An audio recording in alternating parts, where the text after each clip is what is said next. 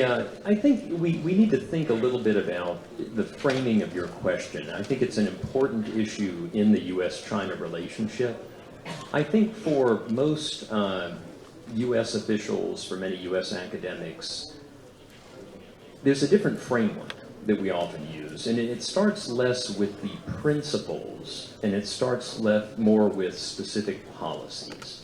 And so I think part of the challenge of saying that you have to have a correct perception is that even in the way the two countries think about the relationship, they use different frameworks for the discussion. So for the U.S., I think there is a framework, and that framework has evolved over the past several decades, and I think the newer framework is more or less set. It's a primarily competitive relationship. But I think we have to keep in perspective what that means. Competition is not always zero-sum. Is competitiveness and rivalry the same thing in the United States mind? Well, I think there are aspects of the relationship that are more adversarial. There are aspects that are competitive. And there are aspects where we have to, again, maintain perspective about the reality that no matter where U.S. and China relations are, the two countries have to find a way to work together on issues of global concern. So I think that's the framework that the current administration, and I think to some degree, recent administrations have used in thinking about U.S.-China ties today. And I think the point here is that the way you define this relationship determines the approach you take to this relationship. If you define this relationship as more of a partner than rivalry or competitor, and then you are going to take a more cooperative approach to this relationship rather than a competitive or confrontation approach. So that is one reason why it is important. Secondly, even though the U.S. say, competition is the nature of this relationship. So competitive approach is necessary to China-U.S. relations. But from a Chinese perspective, competition is just a useful, let me put it this way, useful reason for containment and suppression. So when the U.S. uses the word compete, it goes far beyond that. If you look at the U.S. trade war, tech war, the U.S. sanctions on, thousands of Chinese entities. Look at the U.S. military activities around China. That's far more than competition. So why? Because I think for the U.S. policy elite, the definition of China is more than a competitor, a rival. Sometimes it's an adversary, and even enemy. So that's the problem.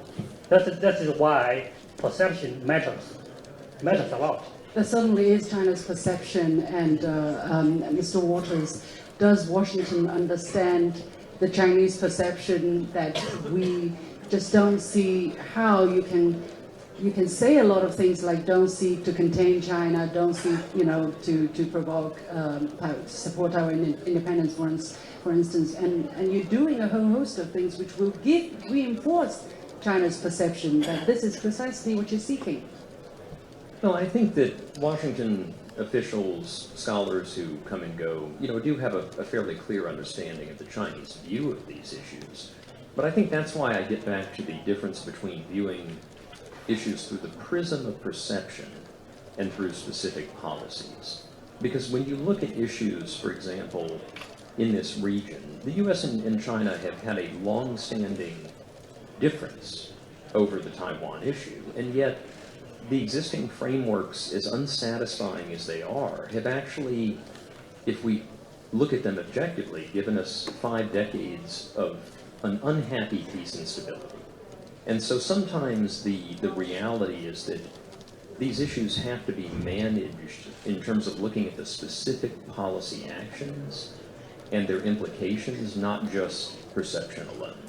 I understand. I think there is a big cultural and even civilizational difference here. And Mr. Waters, you speak Chinese very well. I'm sure you understand For the Chinese, we say 家和万事兴, 和气生财. The atmosphere is like the water that's carrying everything. You know, when the atmosphere is good, then everybody rises. But when the atmosphere is not right, then you cannot tackle the single issues and still hope this relationship to be long-term and sustainable. And I think that's what China is saying. But the United States seem not to agree to look at things this way. And you want to tackle specific issues, right? Well, you probably have to do a bit of both, but I think my rusty Chinese, if I remember correctly, there's a saying, 听其言, 观其行. You know the the Chinese are saying this about the United States. I also know English phrasing is talk the talk and walk the walk, right? I know President Biden has repeatedly reassured President Xi that the U.S. has no intention to support Taiwan independence, no intention to suppress China's development, blah, blah, blah, blah, blah. But if you look at the U.S. policy, it's quite a different story. So you talk the talk, but you walk a different walk. That's the problem. You want to react? Well, we can spend a lot of time on the Taiwan question. Professor Wu and I have had good discussions over the years. But look, let's talk about that for a second. I think that from the U.S. perspective, the policy towards the Taiwan issue is rooted in several foundational documents, the 3 joint communiques, the 1982 Taiwan Relations Act, and a series of assurances between the U.S. and Taiwan, as well as classified documents that were more recently declassified. And if you look at this as a body of policy, that framework has not changed. But what has changed in recent years, perhaps, is the evolution of politics on the island.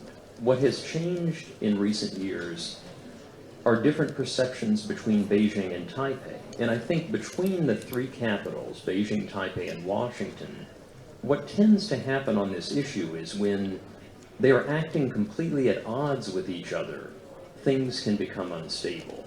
But the core U.S. interest here, which is enshrined in all of those documents and legislation, is ultimately peace and stability. It is not to use Taiwan as an instrument of leverage in strategic competition. And this is why I think, President Biden has been very clear in his meetings that the U.S. does not support Taiwan independence, and that this is not a chip, a bargaining chip. The last thing I will say, though, is that in any government, you have inherent tensions between different aspects of your policy. And since the 1970s, the U.S. has also had an unofficial relationship with Taiwan that's a very robust one. The bilateral trading relationship alone is bigger than U.S. trade with India. So we have to keep in mind that there will be a very robust relationship between the U.S. and Taiwan that operates largely independent of the questions of U.S. cross-strait policy. Well, I think the most important and foundational understanding between China and U.S. on the Taiwan issue is the 3 communiques between our 2 countries. The 3 documents stipulate that 2 things are important in this understanding. 1 China and peaceful solution of issue. So that's something these 2 governments worked out over the years. And for some time, Washington supported this position. But what we have seen in recent years, in the last 1 decade or so, is that the U.S. is becoming less sympathetic to the Chinese goal of peaceful reunification. Also, more and more people in the U.S. strategic community is rediscovering the value of Taiwan in U.S. regional strategy to China, Indo-Pacific strategy to China. They think they can use Taiwan as an important instrument, leverage, to check and constrain China's growing influence in this region. So in that sense, that makes China feel that U.S. is no longer commit to the one China policy, and the U.S. is more and more encouraging Taiwan independence, either overtly or covertly. And also the U.S. is playing the card of Taiwan more and more against China in bilateral interactions. And as a result, China has to take actions to deal with this new reality. Yeah. So in international relations, you always have this action and reaction, this phenomenon. Yeah, 朋友都知道我是很挑剔的，防晒乳我选 KS 皇家呵护抗光清爽高防晒凝露，因为它有媲美蓝光神盾的抓藻植萃，保护我在阳光下延缓肌肤老化，维持青春弹力，可以防御工作环境里的3C 商品，各种光源对肌肤的伤害，擦起来清爽不黏腻。我特别喜欢它做到海洋友善，365天，天天抗光抗老化，是我的保养日常。你呢？呵护您，呵护全家人，专属你的 KS Royal Care 抗光清爽高防晒凝露。